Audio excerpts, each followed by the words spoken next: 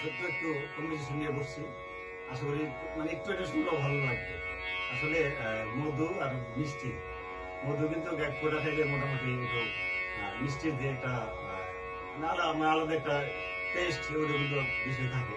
তারপর মিষ্টির যে মানে চিনি শিরে যে মিষ্টি বানায় সেটার যে রসগুলো আছে বা মধুর যে একটা মজা, সেই জিনিসটা একটু খাইলেই হয়ে যায়। এই জন্য একটু ছোট্ট একটু কম্পিটিশন নিয়ে বসছি।